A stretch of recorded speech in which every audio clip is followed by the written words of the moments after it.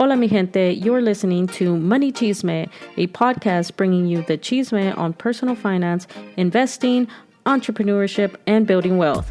I am your host, Violeta, a first-generation Mexican immigrant in which I struggled on my own path to financial freedom and am currently on my personal journey to building wealth. I am here each week to bring you my experience, financial tips, and the latest chisme on personal finance to help you on your own journey to financial freedom and building wealth. So if you're looking for a place to learn financial literacy, how to invest, and how to make your money work for you, then you've come to the right place.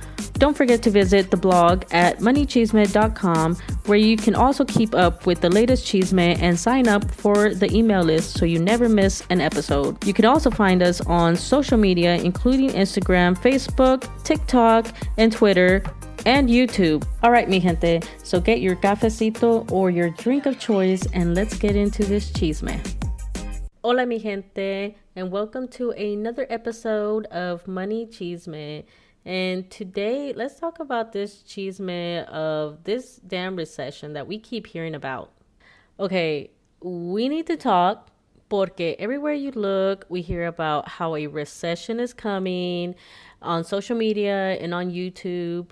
You go on there and you see these videos with titles like, "Beware, the recession is coming." And then they have like the market crash graph in the background, up in flames, con fuego everywhere in the thumbnail. Y luego they always have like that facial expression of where they're like holding their face and looking scared and being like, ah. And not gonna lie, but if you see me doing something similar, don't come for me because that's what gets the views and the clicks. So I'm definitely tempted to start doing that too. Anyways, so because of COVID and all these shortages, which all these rich companies use as an excuse to inflate prices, but that's a chisme for another day.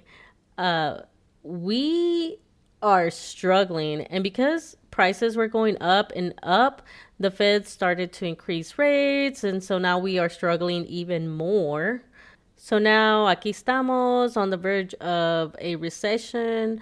Although some say we are in one, but I'm not a professional, so we could be, since they typically don't announce recessions until they are almost ending or like after the fact. So what is a recession? Like, it's all over the news, but maybe you don't know what a recession is or just are new to the finance world. But basically, it's when the economy declines over months or sometimes even years. It affects the value of the gross domestic product, the GDP. We will see increases in prices, increase of inflation, higher unemployment, and spending typically goes down, which sounds familiar, right? Which is why some think we are already in one or at the start of one. But as far as Bloomberg economists and like all these other fancy economists that usually are the ones that predict these recessions, they are expecting that we will enter a recession, mild, or it depends on what you read. Sometimes it's mild and sometimes it's like moderate, or sometimes they just are even scarier and say like a huge recession.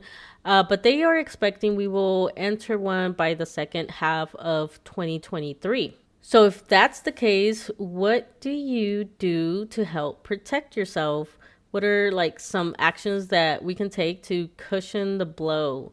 Because in the recession, the cost of goods go up, meaning we will have to pay more for food and other living expenses like gas and other necessities.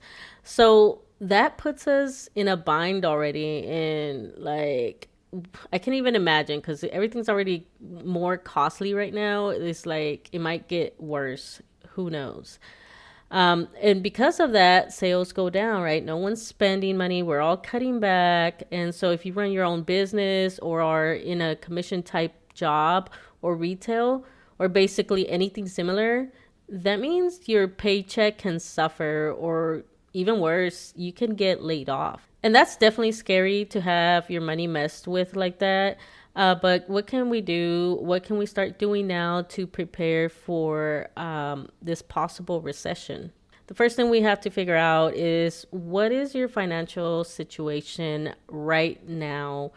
I myself, I'm doing that as well. This week, I'm going through our bills and all our monthly expenses, and going through them. So basically, you want to audit your finances and see where your money is going. So that's the first step. Go through your finances, figure out what you're paying, where your money is going, where you're spending your money.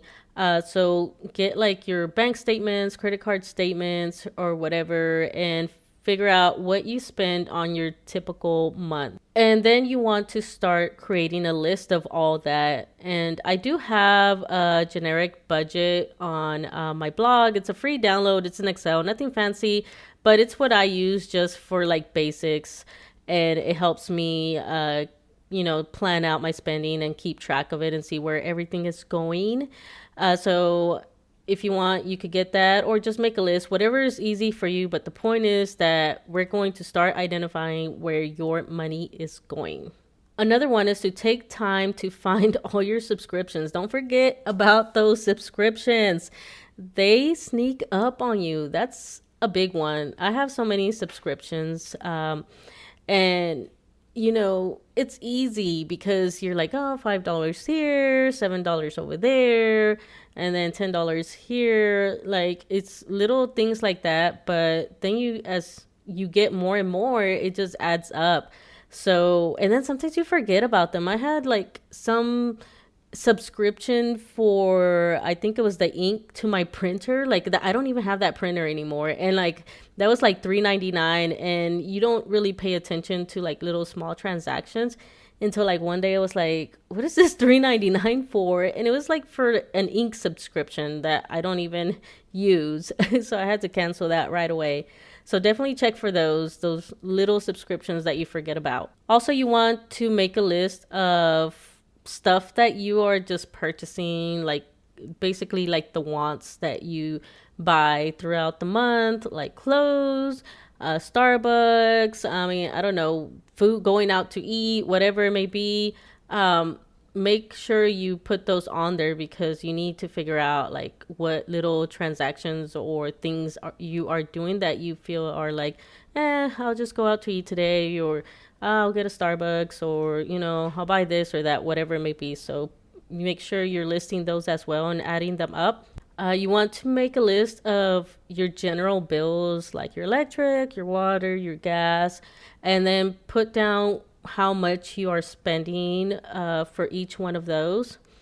And don't forget your other living expenses like food and gas. And don't forget about those pets. Those pets get their own living expenses too. So for example, I have chickens, I have 2 dogs, and I have a lizard. And I have to buy chicken food and like the bedding for them. And then for the dogs, it's their groomer, their food. And then for the lizard, he gets bugs. So I had to buy his bugs, and maybe if a light bulb goes out for him. And the last thing you want to basically track is your debt. So what kind of debt do you have? Do you have credit card debt? Do you have some school loans or other types of debt, like you took out a personal loan or whatever it may be, your car loans or whatever, and figure out how much you are paying and making monthly payments on that. So basically, you want to create this list, write down how much each thing costs or you're spending on, and you want to get as detailed as possible. So don't, like, any little thing that you might think is not make a big impact. Like, you go to the vending machine for $2.99 or whatever, for $3, you buy yourself a Dr. Pepper or whatever. But if you're doing that every day, then that $3 becomes like much more in a month, right? Okay, so I know this next part, like, nobody likes to do this part. I don't like to do this part. Like, nobody likes to cut back on their spending. Like, we like to spend our money. Like, we work hard for it and we want to enjoy our money, right? And usually I am not about the like frugal mentality like you see on YouTube where they're like, oh, penny pinch everything and you can't, go to Starbucks ever or whatever it may be. And just feel guilty about spending. But for this episode and for this case, we are preparing for a recession, a possible recession. And so we got to figure out how we can cut back, at least for now, on some spending. And I get you because me and my husband are at this step also as well to figure out what it is that we can cut back. And it's a little bit hard because we kind of spoiled ourselves since it's just us two and we both, have really good jobs and are financially stable. So our bills are paid. We set money aside for like savings and we set money for investments and stuff like that. And so we definitely were like enjoying our money. Like, I'm not gonna lie to you. We were enjoying our money. And now we got to take a step back because there's a few things that me and him want to do. That's not just necessarily to prepare for the recession, but me and my husband, we want to like get out the military and we also want to grow families. So we have to get control of our spending. So yeah, we are struggling as well, trying to figure out what can we cut back because it's painful. Not gonna lie, you don't like to limit yourself. So with that same mentality, you want to plan for a possible cutback of hours, or worse, you're laid off and now you have to find whatever you can get, which is not going to give you the same income as maybe your other job. So you want to start adjusting and cutting back for just in case, right? So you're going to start with your bills and figure out what it is that you can do to reduce those bills. And the electric is the main one that always seems to go high. You're either the AC or the heater, right? And right now, I think it's the heater. And even for us, although it's not, our heater's not electric, it's on gas, but that's still an expense that gets higher during the winter time, fall time, because it starts to get cold. I just try to limit on the days that I have the heater, not the days, but the times that I have the heaters on. So during the day, the house doesn't get as cold, right? Because you have a little bit of the sun. And another thing, you're probably not in your house. So I turn the heater off or just very low, depending on your system. You might just want to like just turn it down. That way it doesn't work as hard. But if I am here, like right now that I'm recording this podcast, I'm teleworking. So I just have a sweater on and a little blanket because it's not that cold. And then I have it scheduled to where in the evening, when it does start getting more cold and chilly, then I slowly start, having it up. And then, but I still don't even raise it that high because by that time you're in bed, snuggled up into a burrito and you're fine, right? And then, so that's how I have my heaters. Another thing you want to think about is that you go around and try to find like drafts or anything like that that will increase your electric bill. So like for example, when I bought my first home, like I had bought a flipped home and it wasn't too bad, but they did miss a lot of like the opening around the doors and stuff, like the molding. So that allowed for outside air to come in. And so I didn't realize that. And the first winter, and I was in Virginia, like it actually snows there, I froze my ass off because like there was drafts all over the house. And so I had to go around my house and find all these drafts and seal them up. And then that really helped with my electric bill and prevented me from freezing my ass off. I also bought curtains that reduced, the cold from getting in from like big windows and, like the sliding doors. And then in the summer, that also prevents like the heat, coming in the house. Now, as far as like your other living expenses, like food and dog food or whatever it may be, maybe like switching to like the store brands or finding like coupons or deals, just paying attention to more sales that are going on or coupons that may be available. And I'm not gonna lie, I'm really bad at that. I just buy stuff. I don't pay attention if there was a sale or anything like that. And I definitely was like, I got name brand on like the cereal or something because I'm really nitpicky. I feel like the store brand doesn't taste as well. But on some things, I have started switching and I am definitely paying attention more. And I've actually cut back on, how much we eat meat in this house. We've started doing more like, not necessarily that we're going vegetarian, but just adding more vegetarian meals that really help us, eat our vegetables as well. So just little things like that can also add up to reduce your living costs. Now, for those subscriptions, like you just gotta figure out which ones are you're gonna keep and which ones you're not.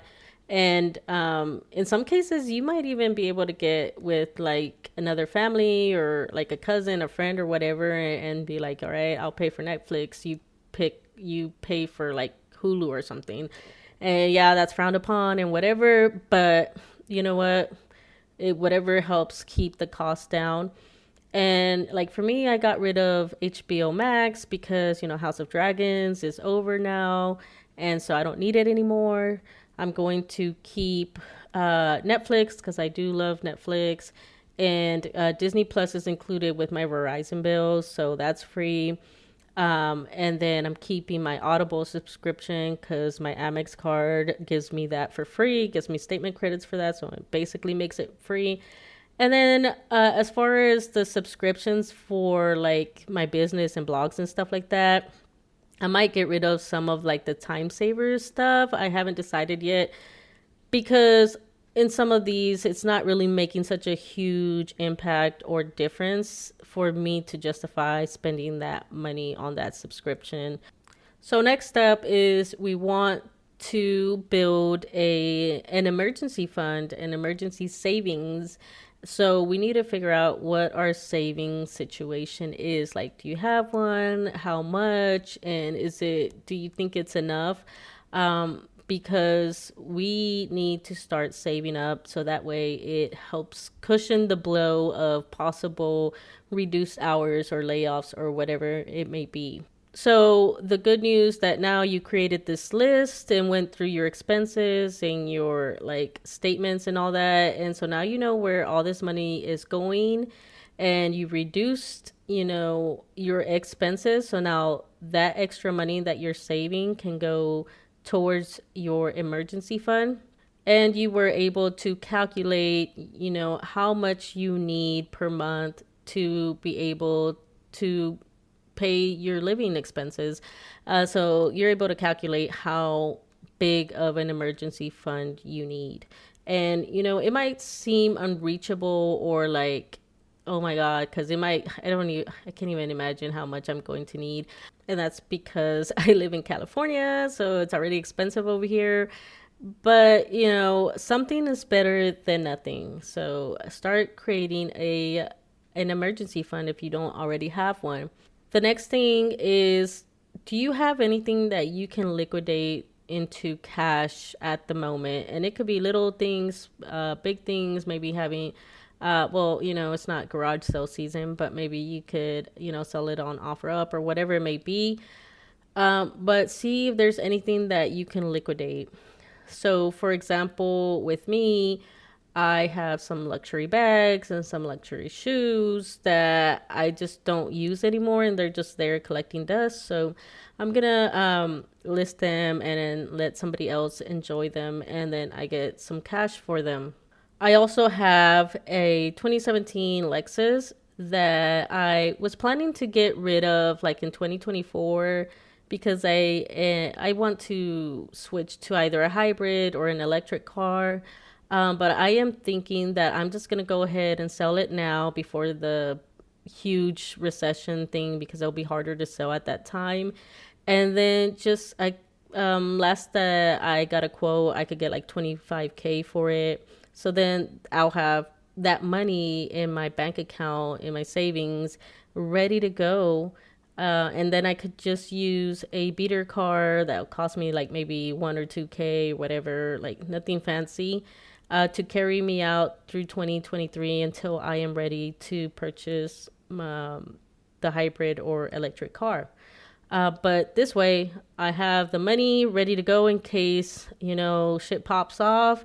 Or maybe, an investment opportunity comes up at that time because during recessions, that's when more deals come up as people are trying to liquidate their assets as well. So the next thing you want to work on as well is building up your skill set. So one thing that I like to say is that if I was to lose my job or whatever and I was to lose everything, because I have invested in the time to learn a bunch of skills that I could use for a whole bunch of things, I will be able to bring myself up, build myself back up to where I'm at now, faster and easier.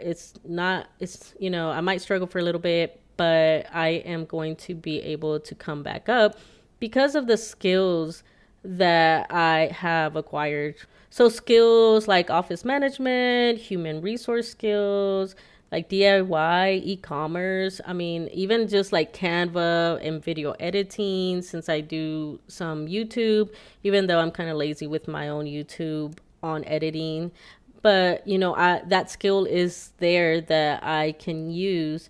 And so much more like social media, like just like a whole bunch of skills that you wouldn't think of, but you can use those to market yourself for different types of jobs and be able to go into different fields. And not to mention, my school, I have my degree that is in safety, public health and safety, which, can go into basically any industry. Like I could go do work at a hospital, I could work at a plant and an industrial environment, construction. So like safety is everywhere, right? It's needed everywhere, and I could go into different fields. So definitely take the time to build new skills and, build your, a variety of skills that you can market yourself better or just be able to easily go to another job if your hours are cut or laid off.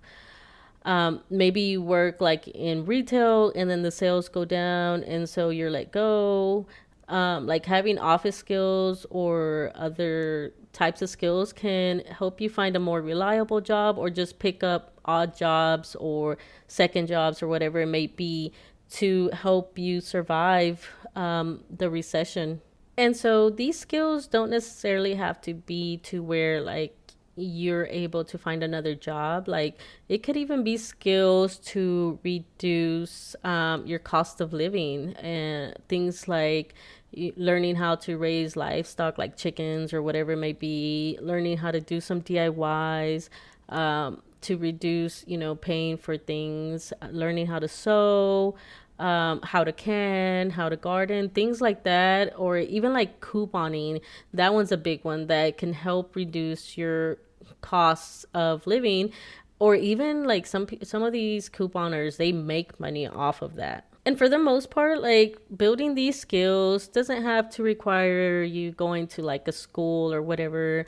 There's a lot of free content on YouTube, on social media. There's books and blogs or whatever that can teach you new skills that can help you, which these skills can end up bringing extra sources of income or becoming a side hustle, which brings me to my final, I guess, tip for the recession and just really in general is having these skills and turning them into like side hustles. And I know, like, we did go through a phase where we had like a side hustle, toxic culture type of mentality. But having other sources of income can really help you, especially if your hours are cut back, if you have to find a different job that doesn't pay you as much as your previous job, having these other ways to make money can definitely help you with that.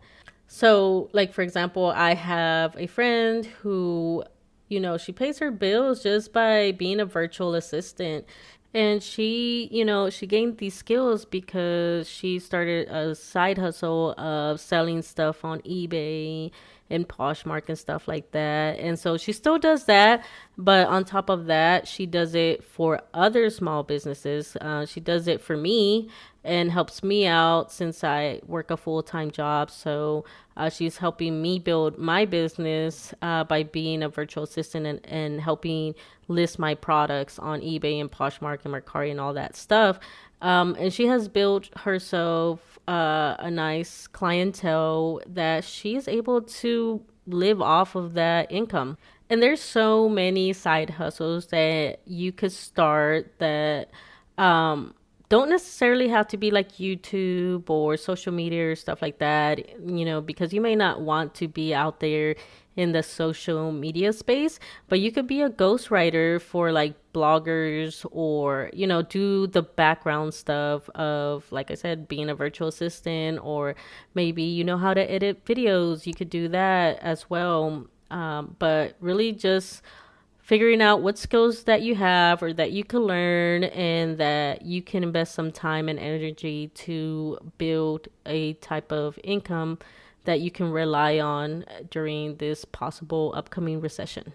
But I do understand that, not everybody has the time and energy to put for a side hustle, which is why, the other steps I think are more important, of figuring out where your money goes and how you could cut back on spending and increase your emergency savings. Those I feel are more important for sure. Side hustles would be awesome to have, but sometimes it's just not possible, and that's okay. Well, hopefully these 5 steps will prove helpful to preparing yourself for a possible upcoming recession. So we don't know, maybe yes or no, but it's better to be safe than sorry. And then if it doesn't happen, these are still 5 steps that are helpful in, better managing your money and helpful in building financial stability and put you on that road to financial freedom. So I guess we will see in 2023 and see, hopefully it's not bad. I'm hoping that everybody's wrong and there is no recession, but just in case, here's 5 steps. Hopefully you enjoyed this episode and this will prove to be helpful. But I will see you in the next episode. Bye. Thanks for listening. If you enjoyed the episode, please leave me a review and don't forget to share so others may find the podcast. If you'd like to be a guest or have any topics or questions you'd like to hear discussed, you can reach out to me at any of my social media or email me at moneychismeblog@gmail.com. Hasta la próxima. Bye.